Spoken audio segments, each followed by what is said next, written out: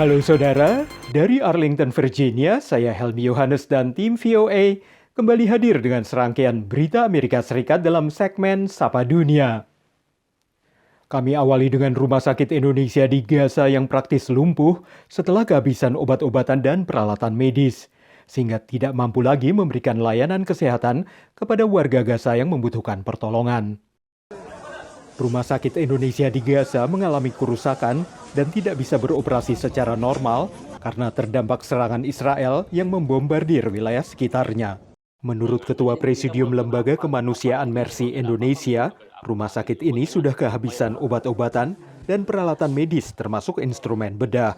Tanpa peralatan dan persediaan obat-obatan, Rumah Sakit Indonesia telah mendeklarasikan tidak berfungsi dan menolak limpahan pasien dari rumah sakit lain termasuk Al-Shifa yang diserbu militer Israel karena dituduh menyimpan senjata dan menjadi pusat komando militan Hamas. Kelompok militan Hamas telah menolak klaim Israel itu dan menyebutnya sebagai kebohongan. Sementara itu, menurut PBB, sekitar 123.000 liter bahan bakar telah masuk ke Gaza dari Mesir hari Sabtu. Bahan bakar ini akan didistribusikan pihak Badan Bantuan PBB untuk mendukung distribusi makanan dan pengoperasian generator di rumah sakit serta layanan penting lainnya. Menurut Organisasi Kesehatan Dunia WHO, 25 rumah sakit di Gaza tidak berfungsi karena kekurangan bahan bakar, kerusakan dan masalah lainnya. Dan hanya 11 rumah sakit lainnya yang beroperasi sebagian. Saudara, di tengah meluasnya pengaruh Tiongkok di Asia Pasifik, Amerika Serikat meluncurkan Kerangka Ekonomi Indo-Pasifik atau IPEF sebagai upaya merangkul negara-negara di kawasan, termasuk Indonesia. Tapi pertemuan IPEF di sela-sela KTT APEC tahun ini belum menyepakati salah satu pilar kunci. Bagi Amerika Serikat dan Tiongkok, dua negara dengan ekonomi terbesar di dunia, KTT Forum Kerjasama Asia Pasifik atau APEC 2023 kembali jadi ajang untuk menarik ketertarikan 19 negara anggota lainnya untuk berinvestasi di negara mereka. Presiden AS Joe Biden menjanjikan hubungan yang setara. For decades, America's enduring commitment to the region has been a springboard that's enabled growth, transformative growth. Ensure the open flow of commerce, lifted millions of people out of poverty. Today, that relationship goes both ways. Sementara Tiongkok, yang adalah mitra dagang terbesar negara Asia Pasifik, menjanjikan keamanan geopolitik bagi kawasan. Kamis lalu, AS umumkan kesepakatan Kerangka Kerja Indo-Pasifik atau IPEF dengan 13 negara lain anggota APEC yang tidak mengikut sertakan Tiongkok. Kerangka Kerjasama Indo-Pasifik atau IPEF yang digagas oleh Amerika Serikat pada tahun 2022 punya 4 pilar yang mengisi sejumlah isu yang tidak tercakup oleh RCEP, Kemitraan Ekonomi Komprehensif Regional yang digagas oleh Tiongkok. Meski demikian, pilar utama dari IPEF terkait perdagangan justru tidak bisa disepakati oleh negara-negara anggota. Kepada VOA, Menteri Koordinator Bidang Perekonomian Indonesia Airlangga Hartarto menyebut pilar perdagangan gagal disetujui karena sejumlah isu masih perlu didiskusikan kembali. Ada beberapa yang masih perlu pembahasan, jadi baru dibahas lagi nanti kuartal pertama tahun depan. Oke, ada isu khusus dari Indonesia mungkin Pak? Nggak ada, ini secara itu kan masalahnya lingkungan, digital sama pertanian. Dalam pidato pada pengumuman IPEF, Presiden Republik Indonesia Joko Widodo menekankan Indonesia akan selalu terbuka untuk kerjasama atas dasar saling menguntungkan. Kesuksesan IPEF akan sangat tergantung bagaimana para pihak merasa saling diuntungkan. Negara anggota IPEF mencakup 40% PDB global dan 28% perdagangan global barang dan jasa. Dari San Francisco, California, Virginia Gunawan, Rifan Dwi Astono, dan tim VOA. Beralih ke Organisasi Industri Pemrosesan Kalkun Nasional Amerika yang memperkirakan sekitar 46 juta ekor kalkun akan disantap warga Amerika saat merayakan Hari Thanksgiving atau Hari Bersyukur pada Kamis mendatang. Banyak warga juga bersyukur karena pada tahun ini harga kalkun justru lebih murah dibanding tahun lalu.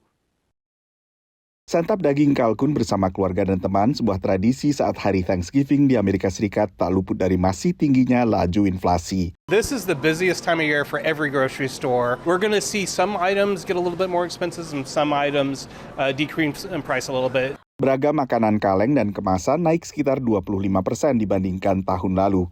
Tapi setidaknya tahun ini harga santapan utama yaitu daging kalkun telah turun signifikan. Turkey prices were really high last year, and that was caused in large part by avian influenza that decimated turkey production, also egg production. Menurut American Farm Bureau Federation, organisasi advokasi agrikultur terbesar di AS, harga kalkun turun sekitar 22% dibandingkan tahun lalu. So due largely to lower turkey prices, we estimate the cost of a Thanksgiving dinner this year to be about 9% lower than the cost last year. Bilapun harga kalkun menurun, peternak kalkun seperti Travis di Trailbell Farm tak lagi khawatir kalkunnya mati mendadak akibat flu burung bahkan dengan metode peternakan organik yang diterapkannya. That's the tricky thing about farming in this style. You know, the barns and the antibiotics and all those things make things really consistent for farmers, but it's takes a toll on a lot of other things. Farming this way is a risk, but when it works out great. Turunnya harga dan berlimpahnya pasokan kalkun bisa menguntungkan konsumen. Retail umumnya memberikan diskon besar-besaran untuk kalkun di saat harga hidangan pelengkap lebih mahal tahun ini. Demikian laporan tim VOA. Kini kita tengok Library of Congress di Washington DC yang adalah perpustakaan terbesar di dunia dengan koleksi manuskrip kuno dan langka Indonesia yang jumlahnya hampir mencapai 190.000 buah. Dengan bantuan kantor perpustakaan di Jakarta dan pustakawan di Washington DC, sebagian besar manuskrip kuno ini bisa diakses oleh publik Amerika. Library of Congress mempunyai lebih daripada 500 lontar dari Bali. Hanya dari Bali aja? Dari Bali, dari Jawa, dari Madura juga. Tidak hanya naskah daun lontar, Joshua Kueh juga menunjukkan salinan Babat Tanah Jawi tahun 1862 dan manuskrip Batak Langka tahun 1870-1900. Beragam manuskrip kuno dan langka Indonesia itu tersimpan di Library of Congress, perpustakaan terbesar di dunia yang memiliki kurang lebih 175 juta koleksi dari manuskrip langka, audio, video, ataupun alat perekam suara kuno seperti ini. Dari data tahun 2021, ada 117.567 koleksi Indonesia di divisi Asia yang sudah dikatalog. Lebih kurang separuh koleksi dari Indonesia. Asia Tenggara ya? Ya. Kalau Asia semua? Asia semua mungkin terbesar nih dari negeri Cina. Saya mendapat metadatanya dari informasi yang terletak di bukunya untuk mengkatalognya supaya warga masyarakat, warga Amerika bisa mencarinya dan bisa mengakses buku tersebut. Urusan menyimpan dan merestorasi manuskrip kuno, Perpustakaan Kongres, kata Joshua, punya ahli terbaik di dunia. Tantangannya adalah membaca atau menafsirkan isinya. Kami tak mempunyai orang yang bisa membacanya.